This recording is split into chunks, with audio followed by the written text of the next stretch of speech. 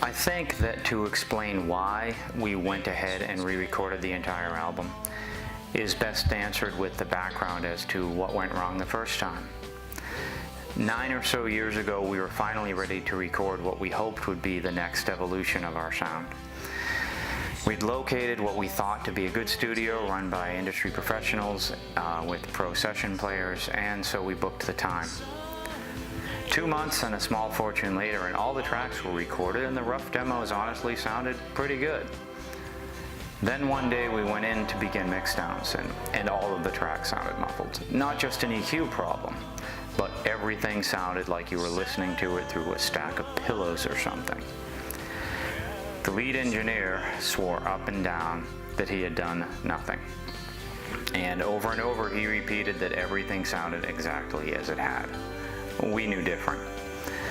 After several hours of questioning, he finally broke, and we were told that he had not only heaped heavy amounts of unnecessary noise reduction and compression on all of the tracks, but that he had permanently burned it into them.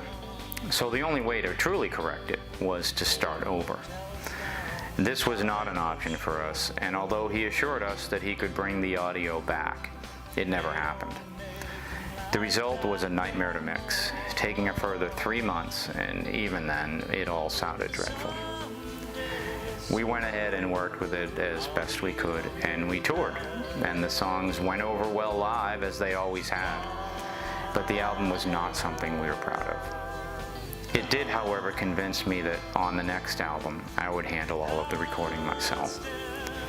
An interesting point is that 2 of the songs were so badly damaged that we never even put them on the original release, and instead we re-recorded them for the American Ghost Stories album. I'll let you guess which 2 songs those were.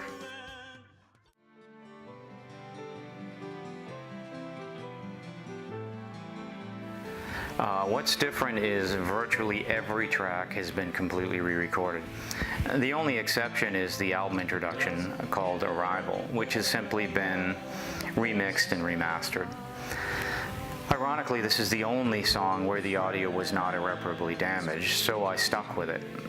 And Arrival was also one of those magical occurrences that I don't think could have been duplicated, since it was mostly an on-the-fly recording with Damien, myself, and Patrick. The other big change is that we're including the song Look Around, which itself is an acoustic version of the title track. Recording Look Around was actually the first step in the resurrection of this album.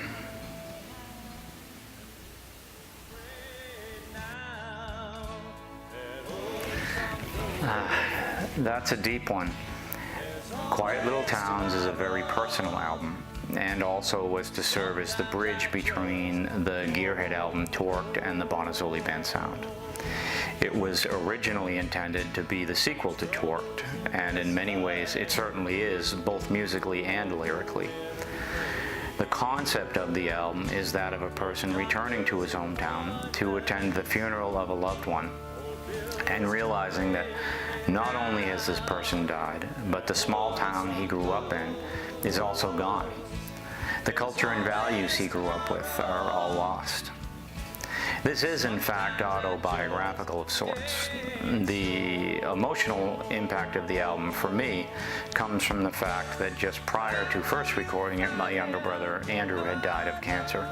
In fact, the song Where Did Tomorrow Go is about my experience as his primary caregiver in his final moments of hospice.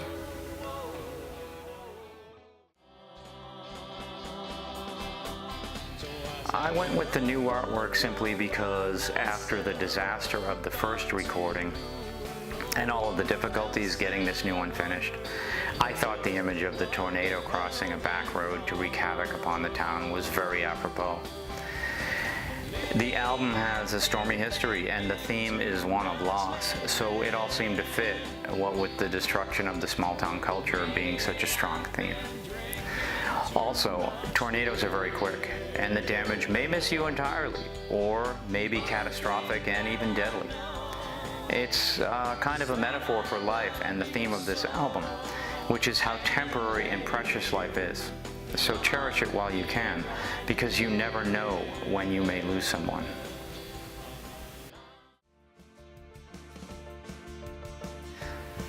You know, so many of these songs have become Bonazzoli Band classics. To this day, we still play a good many of the songs from this album in our live set, and it just makes sense to have a proper recording of them. October Night, Hold On, Quiet Little Towns, and others are all staples of our show's every performance.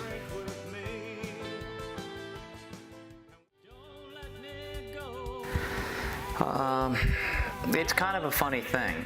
This was the first Bonazzoli Band album and a transition from our Gearhead sound, and now it's become the third Bonazzoli Band album. The sound is closer to Magicians of Radio than to American Ghost Stories, but maybe that shows that as a band, we've been moving a bit back to our Gearhead roots. So I will say this, if you're a music lover and a fan of thoughtful, creative songwriting, do yourself a favor and get a copy of the Quiet Little Towns 10th Anniversary Edition.